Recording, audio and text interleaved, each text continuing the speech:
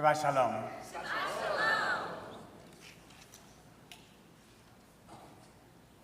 I'd like to begin with some gratitude of my own.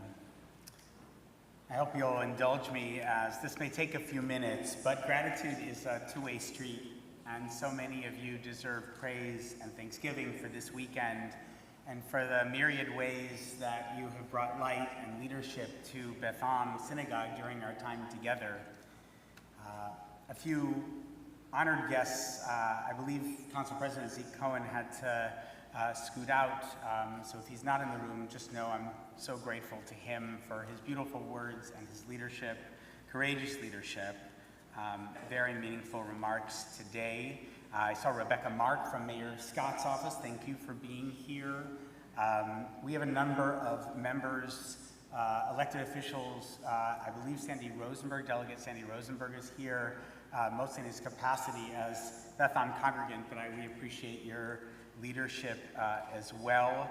I'm not sure, are there any other, raise your hand if you're here and I haven't seen you yet. I know Senator Cardin, Myrna Cardin are here. Thank you so much for being here and for your extraordinary presence in Baltimore and Maryland over so many years. I know you've stepped down from the mantle of leadership in the Senate, but you continue to be a teacher and a mentor for me. I was actually talking to Myrna just there, but Ben also, we're really grateful for your leadership as well. And thanks to both of you for being here today.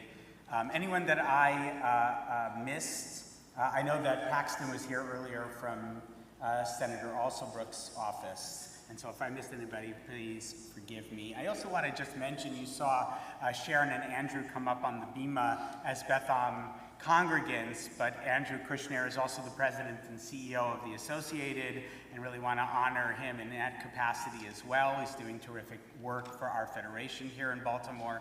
I want to mention David Roca and our board of trustees. Thanks to each of you, and also to all 9 of the presidents of Beth Am with whom I've worked these past 16 years, including Jack Lapidus, Zichrono Livracha, Cy Smith, Scott Ziegler, Julie Gottlieb, Lisa Akshen, Jonathan Fishman, Adina Ameth, and Sally Scott.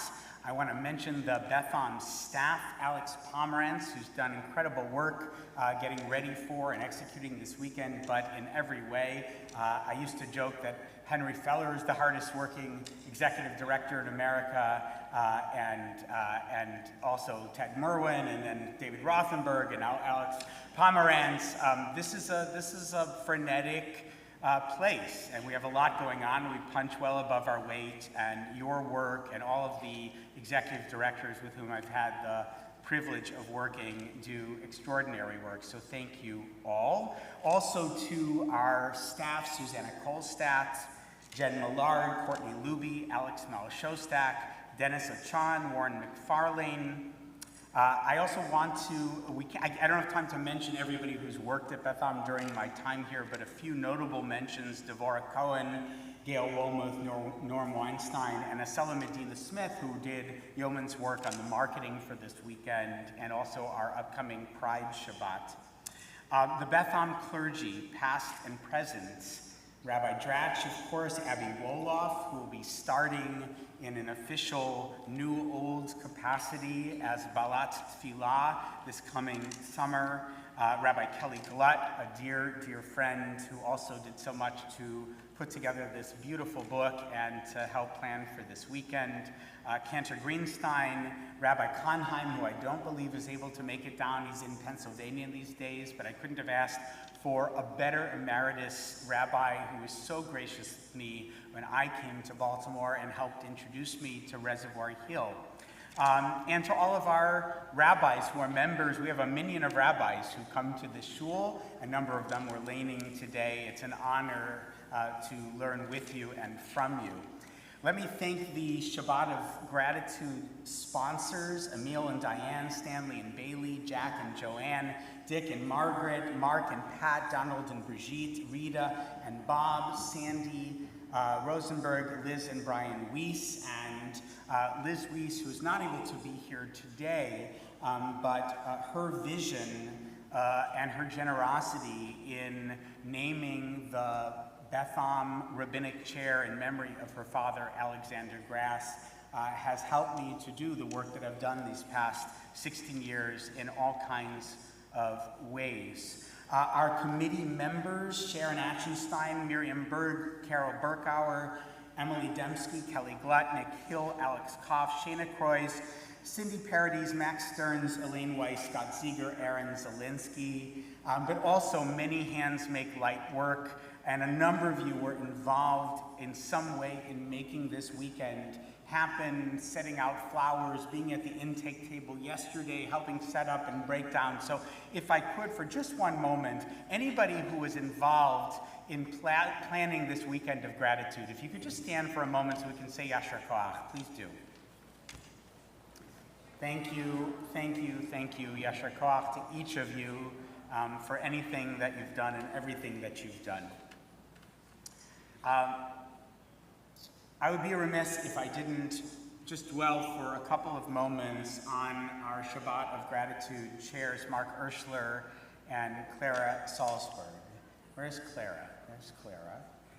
Clara, you exploded onto the Reservoir Hill scene with brilliance, compassion, and just a little bit of sass.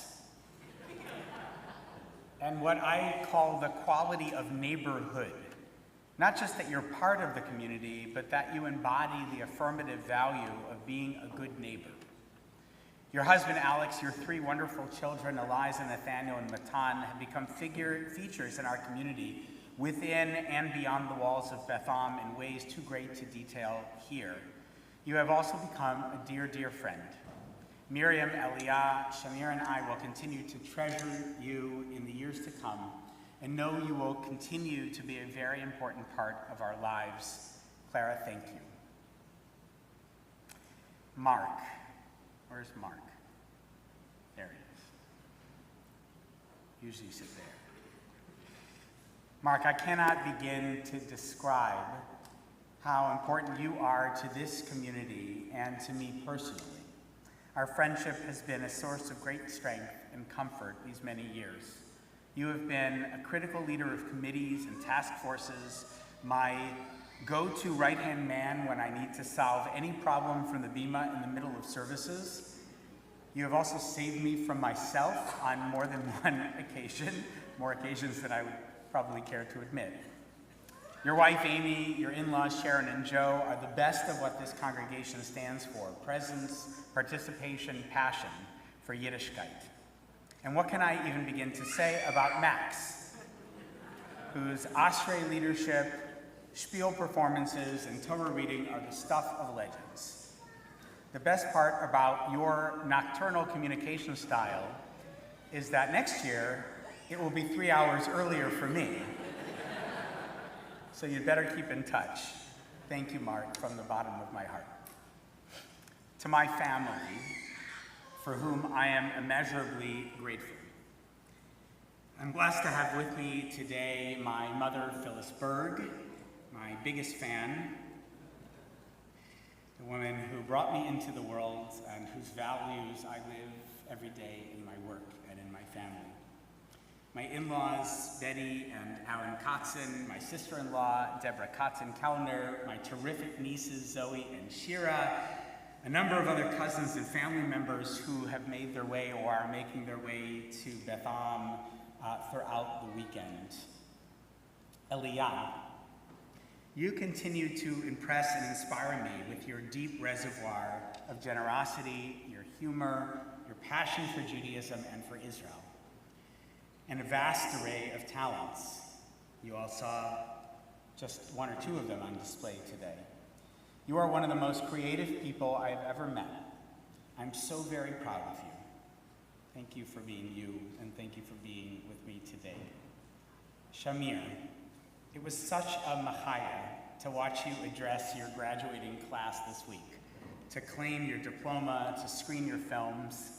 Your zest for life, your curiosity about the world, your love of learning, Jewish tradition, sharp wit, and enduring menschlichkeit make me a very proud Abba. And I know you will thrive at Northeastern next year, just as your sister has done at Muhlenberg. Miriam. In 2005, you presented me to the Beit Din for ordination at the Ziegler School of Rabbinic Studies.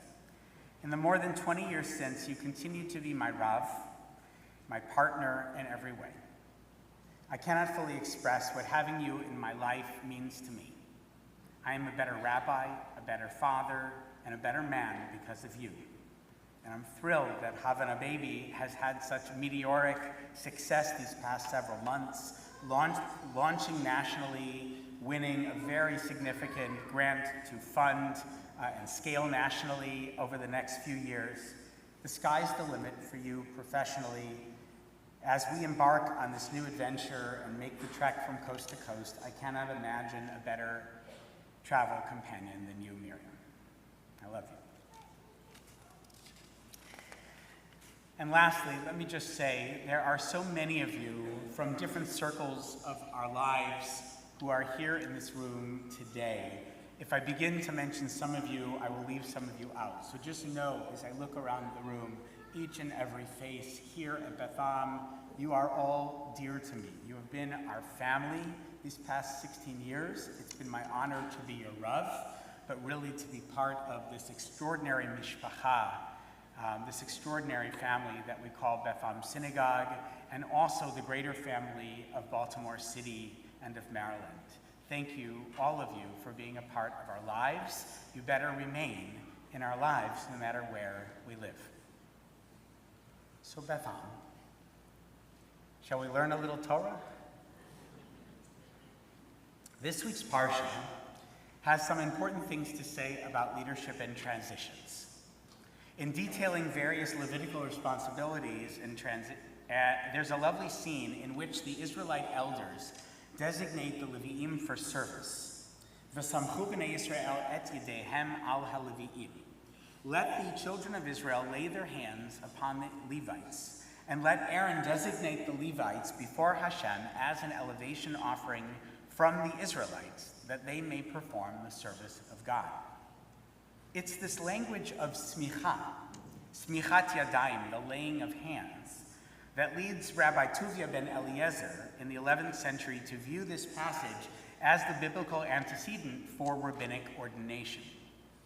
The congregation calls them to a life of service. They, the Levites, lead, and when it's time to move on, they do so. Some of you know I turned 50 years old on April 20th. So perhaps it's fitting that my specific age, 50, also shows up in our Parsha. This is the rule for the Levites. From 25 years of age and up, they shall participate in the workforce in the service of the tent of meeting. Umi ben 50 shana yashuv mitzvah havodah. But at the age of 50, they shall retire from the workforce and shall serve no more.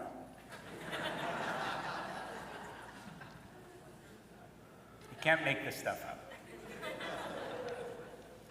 Now, just in case there are some folks from Hamakom in LA streaming the service today, before some rumor gets out that I am now retiring, I should probably clarify. The Torah goes on to say that these 50-year-old Levites don't cease their leadership function. Instead, they are lishmor mishmaret. They guard the community, protecting it from those who wish to do it harm. And Rashi adds that while these more seasoned Levites may no longer be spry enough to do avodat masa b'katef, bearing heavy burdens on their shoulders, they are still responsible for locking the temple gates, for singing, and for loading sacred articles onto the wagons. So why 50? And what might any of this have to do with honoring our time together here at Beth Am? The Bar Tanura, the 16th century Mishnah commentator, understands Yehuda ben Tema's famous taxonomy about the stages of life from Pirkei Avot to relate to our verse from Beha'alotekha, from this week's Torah portion. 30 years old, to be precise, is the peak of our strength, and 40 when we begin to acquire true wisdom. But 50, bein 50 le'etzah. 50 years old is for counsel. And to what does this counsel refer? There's a beautiful story from Rabbi Avram Mordechai Alter, the fourth Ger Rebbe, who tells it in the name of his own ancestor, the Chidushei Harim. A man got lost in a vast forest and wandered about it for days. He suddenly saw an old man coming toward him, and he was overjoyed. He said to himself, "That man must surely know the proper road." When he asked the old man how to leave the forest, he replied, "I don't know either, because I have been wandering in the forest for many years. There is only one way that I can help you. I can tell you where I have gone, and you will know that that way does not lead out of the forest. As for the correct road, you'll have to find it yourself." This is the counsel a 50-year-old can give, explains Rabbi Avraham Mordechai, Lishmor Mishmeret, to guard the community, to stand watch, to counsel which gates are locked and which paths, having been explored, should be avoided. Now, my friends, I didn't think 50 was that old. But 16 years together is a real chunk of our lives. Today is not for sharing every lesson you, we, and I have learned, each bit of hard-fought wisdom, and there's not time to catalog the countless interactions and moments we've had, each of us and all of us, that have left me forever changed and eternally grateful. Instead, standing before you at 50, preparing to head west and leave Beth Am in Rabbi Dratch's very capable hands, I want to offer just one bit of Eitzah Tova, one piece of advice. Don't lose sight of the horizon. Beth Am has been successful for many reasons. Our gorgeous historic building, our strong culture of volunteerism, our mission to help build a more just Baltimore, our devotion to rich and relevant Torah learning, our talented staff and clergy, our investment in robust intergenerational community building, and much, much more. But above all else, Beth Am has been a trailblazer, a force not just for multiculturalism, but counterculturalism. We stayed here in Reservoir Hill. We insisted on an asset-based approach to our diverse community. We asked difficult questions after Freddie Gray, since October 7th, and throughout these tumultuous political years. This is a place of big ideas and change makers, dreamers who excavate and interrogate our rich textual tradition with the goal of making our lives better, our families better, our city better, our nation better, the state of Israel better, our Jewish existence better. When we lean into that abundance mentality, celebrate our wins, honor our assets, rejoice in the wellspring of our Jewish tradition, when we do these things, we thrive and we grow. Chevra, there exist paths marked not by abundance, but by scarcity. Those paths are dead ends. If there is one gift I can give you today, in my role, I guess, as the old man in the forest, it is to say, I have been wandering among the trees for a while. Beware the locked gates. Seek not just the forest through the trees, but the horizon beyond them. Where we've been successful, that's how. And here's some exciting news. Starting this July, you will have a new spiritual leader, Rabbi Dratch. It has been my honor to help you shape your rabbinate, to collaborate with you, and increasingly to learn from you. We talked about the number 50. You have some years before you reach that milestone, and that's just fine. Enjoy this stage, your exuberant young daughters, Sadie and Mira, your talented, grounded, and thoughtful partner, Emily. There's another number in our Parsha that feels germane to this leadership transition. The verse that I mentioned says the Levi'im begin their work at age 25. But there's a seeming contradiction between this verse and Numbers 4:3, which says the Levites begin not at 25, but at 30. How, asks the Midrash, are these apparently contradictory passages to be reconciled?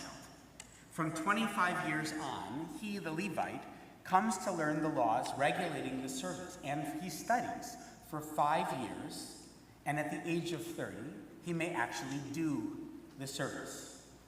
Tyler, you are 33 years old, almost 34, but crucially, you are 5 years out of rabbinical school.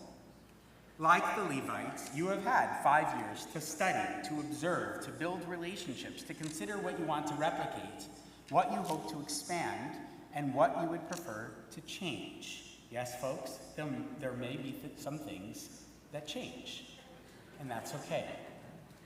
Through all of it, you, Tyler, have brought not only intelligence, musical talent, and a charming demeanor to our community, you also have the right disposition to be senior rabbi of Beth Am Synagogue.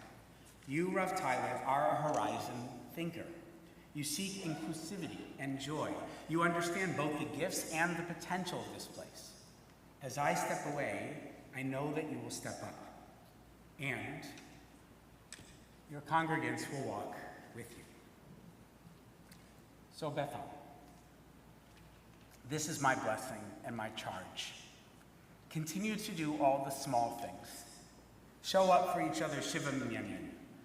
Debate Jewish texts. Volunteer at bookworms at Dorothy I. Height. Take your kids to our Jewish Discovery Lab. Polish the brass before the Yom Tovim. Do all the little things that make this place always feel like home. But also, do big things. Build things. Create new initiatives. Insist on a proud, positive, and productive Jewish voice at Baltimore's table. Dream big. We've accomplished so much together. Beth Am is now poised for its next great adventure. Shabbat Shalom. Shabbat Shalom. Thank you from the bottom of my heart.